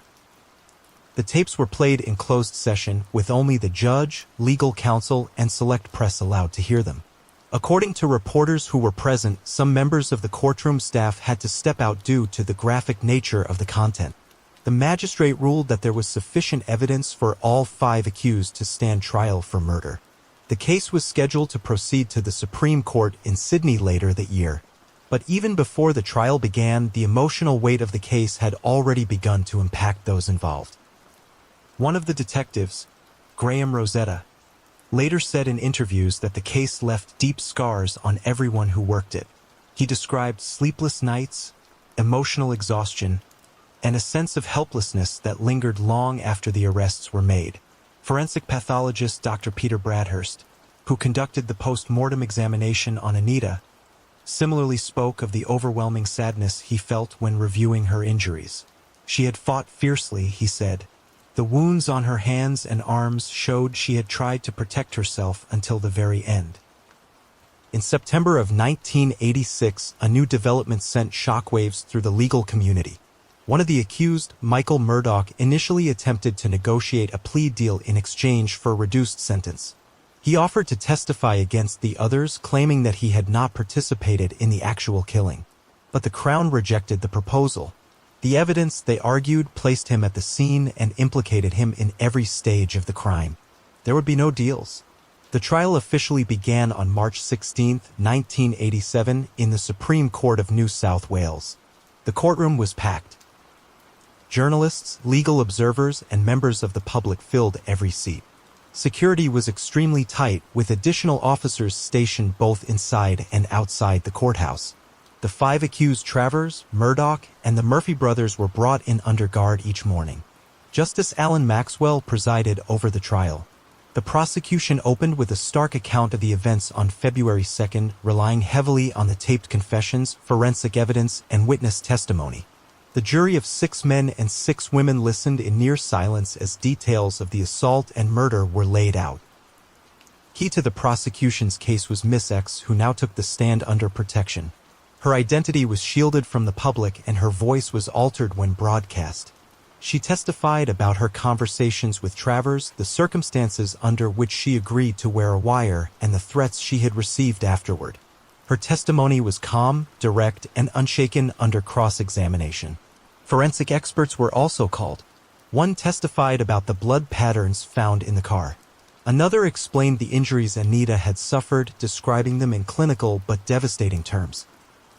The court heard that her nose and cheekbones had been fractured, that she had suffered internal injuries consistent with prolonged assault, and that the cut to her throat had been made with considerable force. One of the most harrowing moments of the trial came when Detective Paul Jacob described finding the paddock where Anita's body had been discovered. As he recalled the scene, several jurors were visibly moved. A few had to wipe their eyes. As the trial progressed, the defense attempted to distance some of the accused from the final act of murder. They argued that not all 5 had participated equally, and some may have had a lesser role. But under the doctrine of joint criminal enterprise, the issue was not who held the knife, it was whether they had all participated in the crime as a group with shared intent. The prosecution concluded its case after several weeks, leaving the jury with a picture that was both legally complex and emotionally shattering. Closing statements began in late April. The Crown urged the jury to consider the totality of the evidence, the confessions, the forensic findings, the timeline of movements, and the consistency of the witness accounts. By May, both sides rested. The jury retired to deliberate. What they would decide and the consequences of that verdict would become a defining moment in Australian criminal history. On the first day of May in 1987, the jury returned to the courtroom after deliberating for just over 8 hours. The atmosphere inside the New South Wales Supreme Court in Sydney was thick with anticipation. Every seat was taken, and dozens stood outside, waiting for news. When the jury foreman was asked if they had reached a verdict, he replied with a steady yes. One by one, the 5 defendants John Travers, Michael Murdoch, and brothers Les, Gary, and Michael Murphy stood to hear the decision that would determine the rest of their lives. All 5 were found guilty of the abduction, rape, and murder of Anita Cobby. There were no outbursts inside the courtroom. The verdict landed like a weight. On the bench, Justice Alan Maxwell nodded solemnly. He thanked the jury for their service and then turned toward the convicted men. His voice remained calm, but his words were blistering. He called the crime one of the most horrifying physical and sexual assaults ever recorded in Australia. He described Anita's final moments as torture and stated that the level of cruelty inflicted on her was beyond human understanding. Then came the sentencing. Each of the 5 men was handed a life sentence without the possibility of parole. Justice Maxwell clarified that the sentences were to be served concurrently and that none of the men would ever be released. As he spoke, members of the public gallery wept quietly. In the front row, Anita's father, Gary Lynch, sat with his hands clasped tightly. Beside him, Anita's mother, Grace, kept her gaze fixed forward, unmoving. Outside the courthouse, hundreds of people had gathered. When news of the guilty verdict reached them, there was a swell of applause. Some embraced one another. Others stood in silence. The sense of relief was palpable, but it was laced with something else, a deep, unresolved sorrow. No sentence, no punishment could undo what had been done. In the days that followed, media coverage of the trial and its aftermath dominated national headlines. The Sydney Morning Herald ran a front-page editorial calling for reform in sentencing laws. Other outlets focused on the broader implications of the case, how such a violent group of offenders had remained free, and how the system had failed to prevent the escalation of their crimes. Public pressure intensified. Within weeks, calls for harsher penalties in cases of sexual violence and murder gained momentum. Anita Cobby's name became a touchstone in debates across Australia. Politicians, law enforcement officials, and advocacy groups all weighed in. The crime had stripped away the illusion that such brutality could never happen in suburbia. It had shown that danger could come not from the shadows, but from the streets people walked every day. In the months that followed, the New South Wales government announced a series of legislative reviews. The Sentencing Act was examined in detail, and proposals were introduced to ensure that life imprisonment meant precisely that. Though the changes would not apply retroactively, they were seen as a direct response to the public outrage that had followed Anita's murder and the trial that exposed it. For Anita's family, the verdict brought a measure of justice but no peace. In a rare public statement shortly after the sentencing, Gary Lynch described the pain of losing his daughter as something that could not be expressed in words. He said that the family's only hope was that no other parents would have to endure what they had. He also thanked the detectives who had worked the case, the prosecutors who had secured the convictions, and the woman who had worn a wire to help bring the killers to justice. John Cobby, Anita's estranged husband, remained out of the public eye during the trial, but in the years that followed, he opened up about the toll the murder had taken on him. In interviews, he spoke about the weight of grief, the isolation of being unable to answer the questions that haunted him, and the guilt he carried from not being there that night. He later wrote a memoir about his experiences, detailing his descent into addiction and his long journey toward recovery. The book, called Bloodstain, was published in 2006, and proceeds were donated to support victims of violent crime.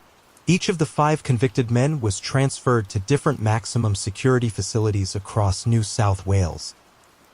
John Travers was placed under strict protection due to the nature of his crime and the risk of retaliation from other inmates. Over the years, several of the men had disciplinary issues in prison.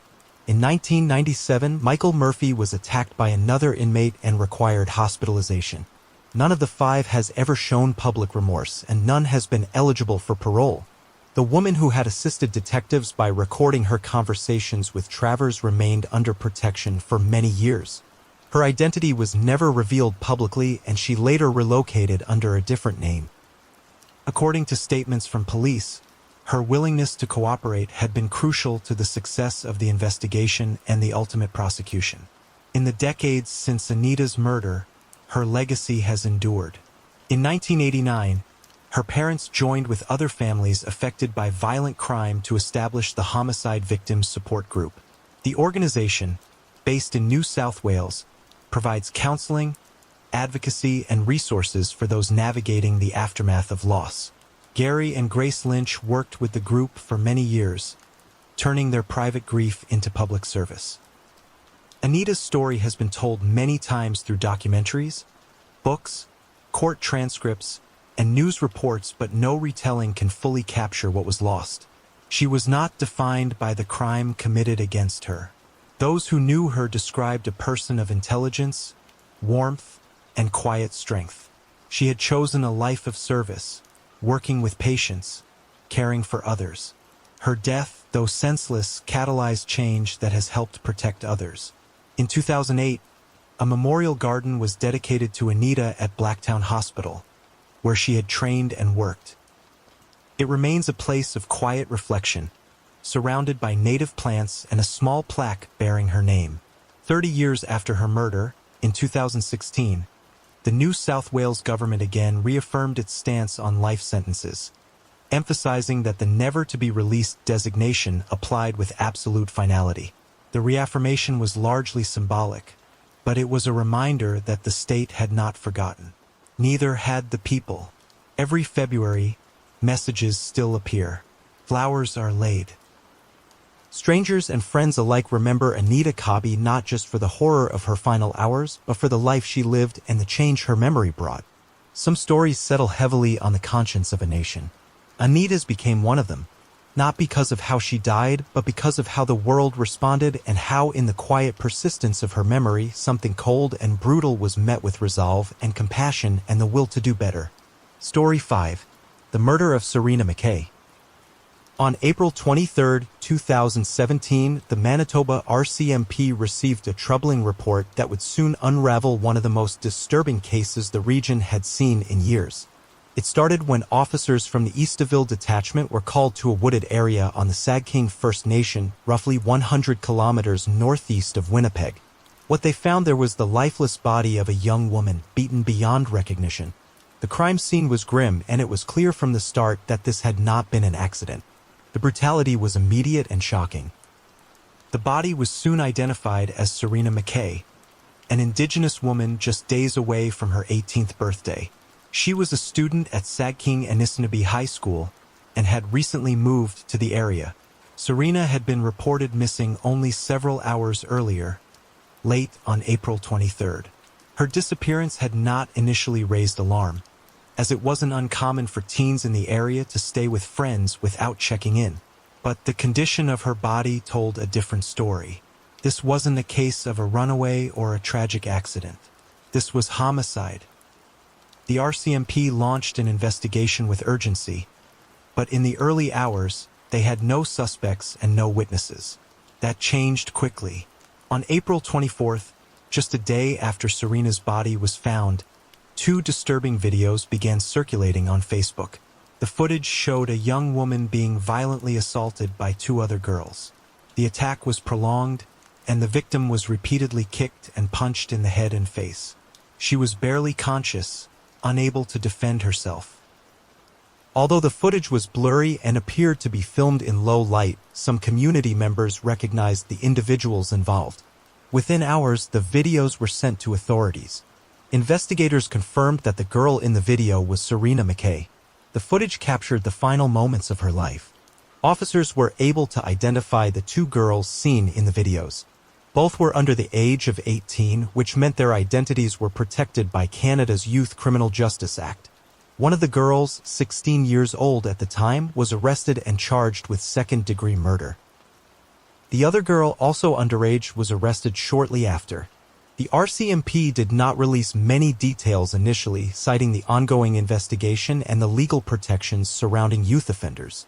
Serena's death sent shockwaves through the community, not just because of its brutality, but because it had been filmed and shared on social media. The Sagking First Nation, already dealing with the challenges of youth violence and substance abuse, was now grappling with the reality that a teenager had been murdered by her peers and that others had watched it happen online in real time. At a press conference, RCMP spokesperson Sergeant Paul Menager confirmed that the video was authentic and that it had shown a portion of the assault that resulted in the death of Serena McKay. He urged people not to share the video out of respect for the victim and her family. But by then, it had already been viewed and shared thousands of times, both inside the community and beyond. The internet had made the violence impossible to contain. In the early days of the investigation, police put together a timeline of Serena's final hours. She had attended a house party in Sagking on the night of April 22nd. Witnesses confirmed she was drinking and socializing with others, including the two girls later arrested for her murder. At some point, an argument broke out. By the time Serena left the party, she was visibly intoxicated. The assault seen in the video appeared to take place shortly after that. Autopsy results would later confirm the extent of the violence. Serena had suffered extensive blunt force trauma to her head and face. There were multiple lacerations, bruises, and fractures. The medical examiner concluded that she had died from her injuries sometime between the night of April 22nd and the early morning hours of April 23rd. The level of violence suggested a sustained, rage-filled attack. As the case unfolded, the RCMP confirmed that the two suspects knew Serena. They had all been classmates at Sagking Anishinaabe High School. The motive was still unclear, but police believed alcohol and possibly other substances had played a role in escalating the conflict. According to investigators, the girls had not planned Serena's murder in advance. Instead, it appeared to be a spontaneous act of violence that spiraled out of control. In the weeks that followed, the community held vigils and ceremonies to remember Serena. Her family, devastated by the senseless loss, called for justice and accountability. They also spoke out about the impact of violence in indigenous communities and the lack of adequate support for youth. Serena's mother, Dolores Daniels, described her daughter as kind, funny, and full of potential. She had dreams of becoming a social worker, someone who could help others escape the very cycle of violence that took her own life. As more evidence came to light, investigators pieced together that the assault had occurred just a short distance from where Serena's body was later found. The girls had dragged or carried her into the woods after the attack, leaving her to die alone. It was an act not only of violence but of utter disregard for life. The presence of video evidence made the case unusual. In most homicide investigations, proving guilt relies on witness testimony, forensic evidence, and circumstantial connections. But here, the violence had been documented, filmed by one of the perpetrators, and posted online. The RCMP confirmed the video's authenticity through digital forensics and used it as central evidence in the upcoming legal proceedings. Because the suspects were underage, the question of whether they would be tried as adults became a central issue. Under Canadian law, youth can be sentenced as adults in certain serious cases, including murder. The Crown would need to apply for an adult sentence, and a judge would weigh the circumstances, including the severity of the crime and the rehabilitation potential of the accused. Meanwhile, the Sagkeeng First Nation continued to mourn. The case raised broader questions about youth violence, the impact of social media, and the systemic issues that continue to affect Indigenous communities across Canada. Serena's death was not an isolated incident. It was part of a much larger pattern of missing and murdered Indigenous women and girls whose cases have too often been overlooked or minimized. But this time, the violence had been captured in real time. It could not be denied, ignored, or forgotten. In the days following Serena McKay's killing, the RCMP began processing the crime scene in Sagkeeng First Nation with painstaking care. The wooded area where her body was discovered presented a number of challenges. It was remote, shadowed by thick brush, and the ground was soft with thawing spring soil. But forensic officers moved slowly, collecting blood samples, disturbed vegetation, and any trace evidence they could recover. They knew the video that had surfaced offered a disturbing glimpse of the attack, but it was the physical evidence that would ultimately support a murder charge in court. Investigators believed the assault had taken place near a residence along Pine Street, near the school Serena had been attending. The home was associated with one of the accused girls. The RCMP obtained a search warrant and combed the property for evidence, photographing every room, every item that looked out of place. Inside, they found bloodstains consistent with the injuries seen in the video footage. Samples were taken and DNA testing later confirmed they belonged to Serena. The house, which had been used by teenagers to gather and drink, was in disarray. Empty bottles, cigarette butts, and scattered clothing painted a picture of a chaotic night. The RCMP also recovered the cell phone used to record the assault.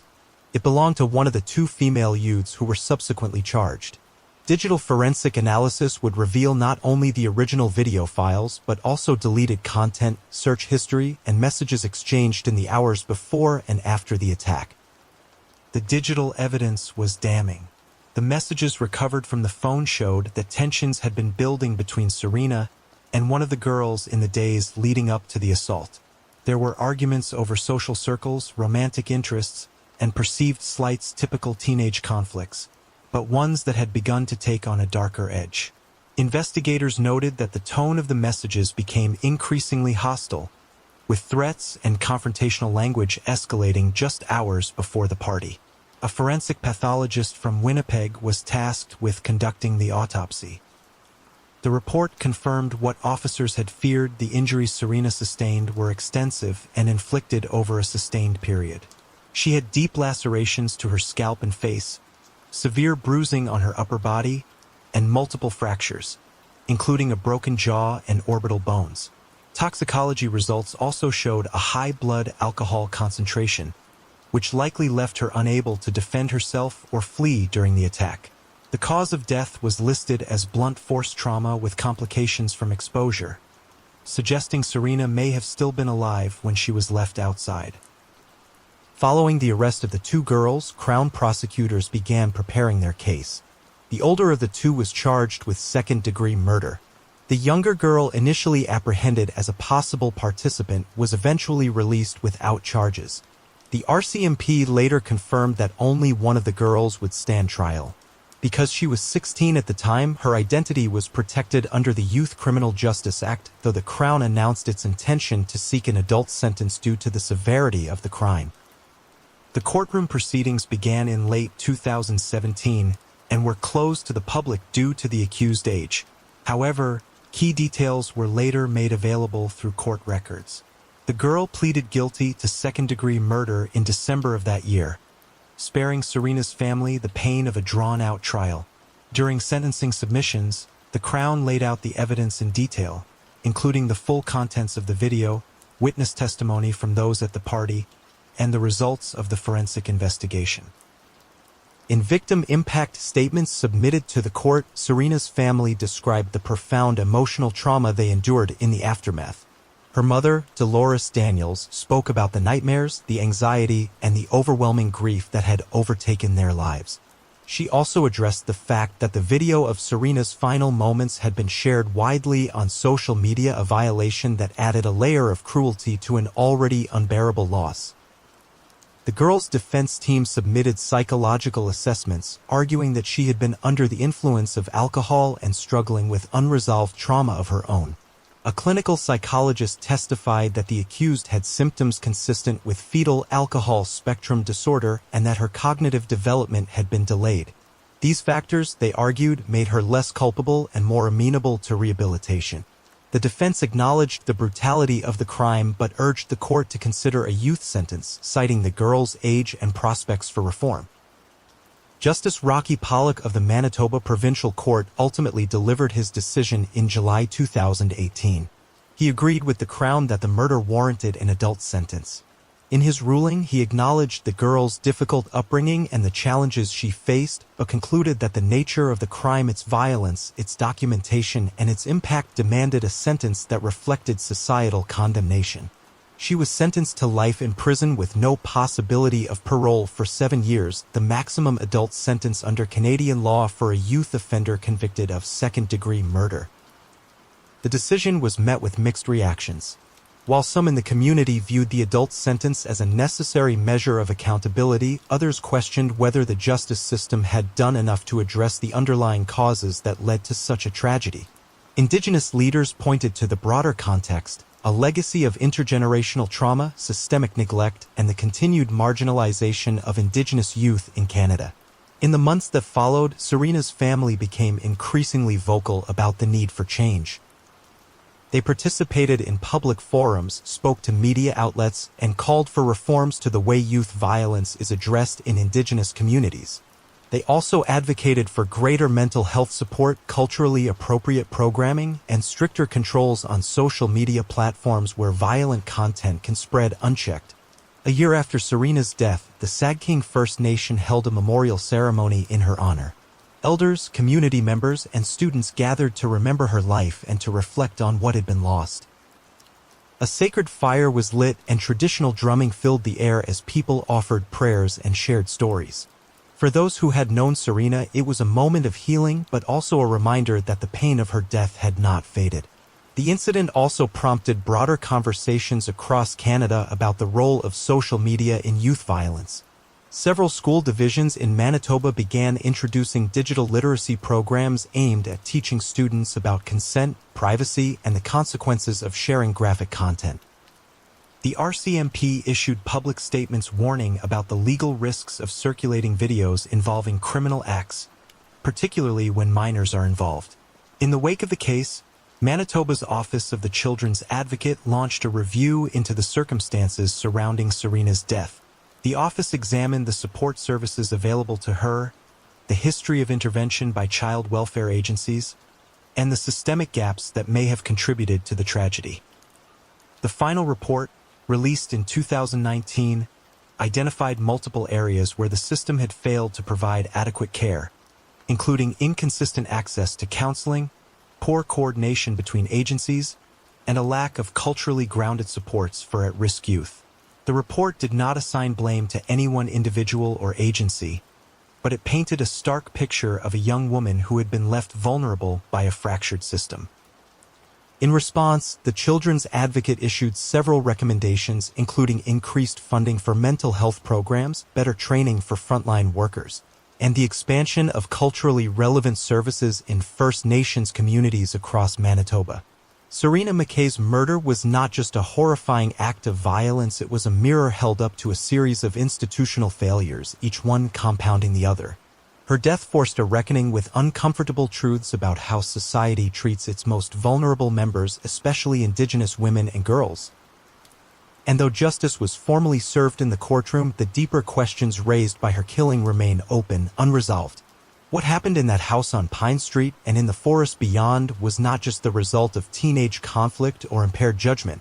It was the end of a chain of neglect, broken trust, and lost opportunity, and the beginning of a collective demand for something better. In the months that followed the sentencing of the 16-year-old girl who pleaded guilty to the murder of Serena McKay, Manitoba authorities and advocacy groups turned their attention toward the deeper failures that made such a tragedy possible. The response extended beyond the courtroom toward public policy, education, and systemic supports that had long been inadequate, particularly for Indigenous youth in rural communities. The Manitoba Advocate for Children and Youth, then led by Daphne Penrose, initiated a formal investigation into the circumstances surrounding Serena's life and death. Known as a special report, it was released publicly in March of 2019 under the title A Place Where It Feels Like Home. The report did not focus solely on the events of April 2017.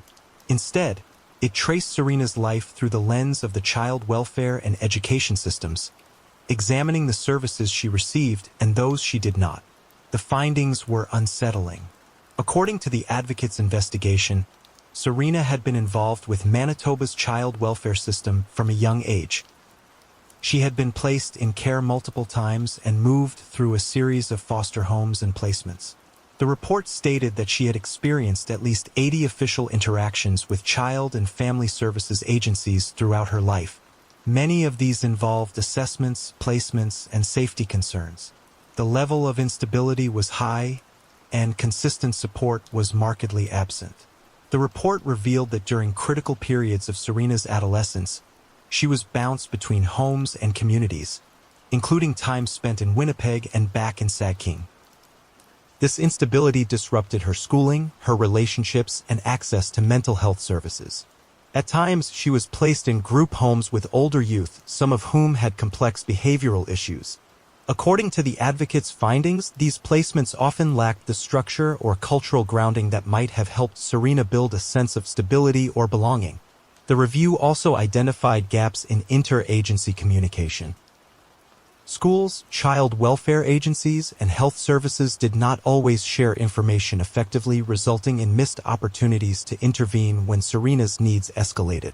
In one instance, a school administrator flagged concerns about Serena's declining attendance and emotional well-being, but those concerns were never followed up with a coordinated care plan.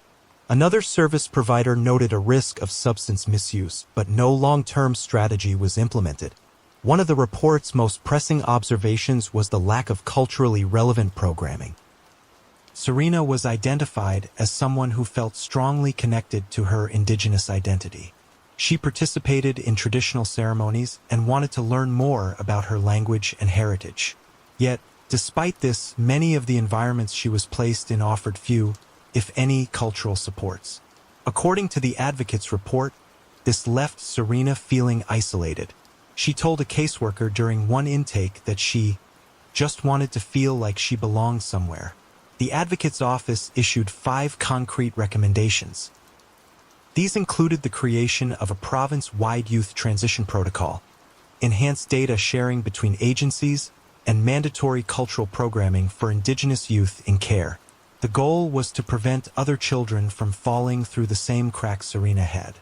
The recommendations were submitted to the Manitoba government and local child welfare authorities.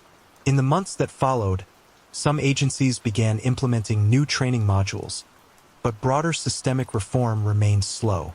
The Sagking First Nation, still mourning the loss of one of their own, launched their own initiatives. Community leaders began working with elders and educators to create safe spaces for youth.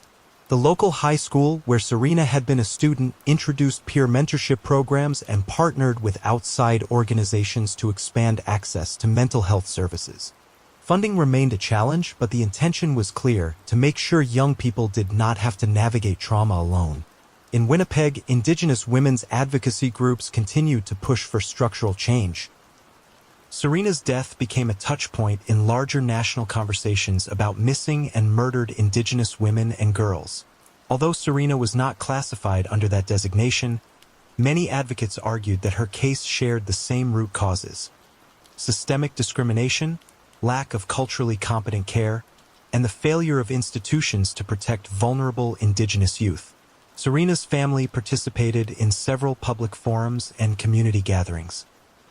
At one roundtable hosted by the Assembly of Manitoba Chiefs, her mother, Dolores Daniels, spoke quietly but firmly about the need for accountability not just in the legal system, but in child welfare, education, and health care.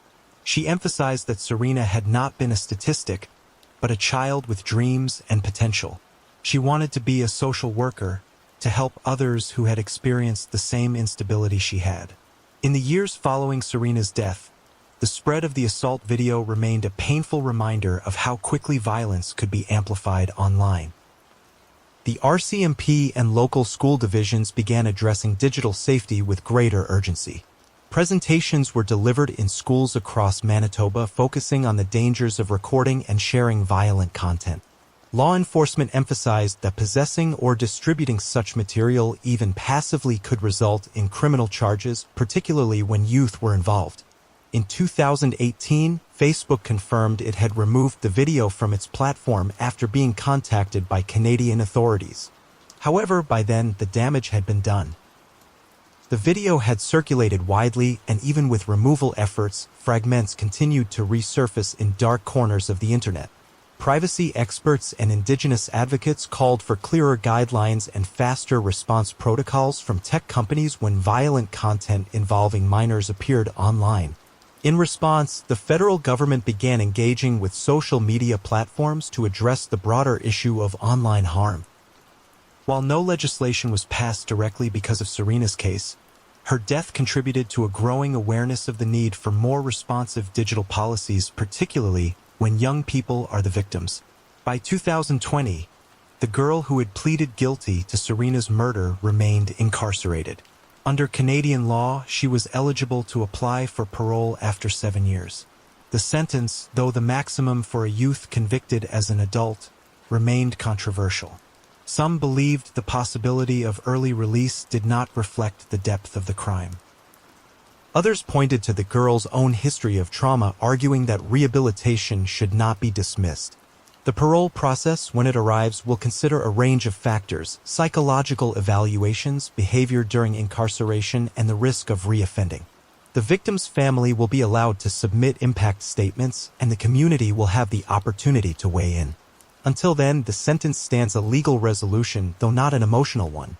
Serena McKay's grave in Sagking is visited often by family and friends. Her headstone is simple, engraved with her name and the dates that mark her brief life. Nearby, a small garden has been planted. It is tended by local youth as part of a community healing project, a living reminder of Serena's presence and of the lessons her death left behind. Over time, the headlines faded. The court proceedings concluded. The news cycle moved on. But for those who knew Serena, and for those who saw the video and could not forget it, the grief remains. The systems that surrounded Serena did not fail in one single moment. They failed over years through inattention, through bureaucracy, through silence. Her death was not inevitable, but it was made possible by a lack of care that had gone unchallenged for too long. And now, in the stillness that follows, Her story continues to echo in classrooms, in courtrooms, in policy rooms. A quiet plea not just for justice, but for change.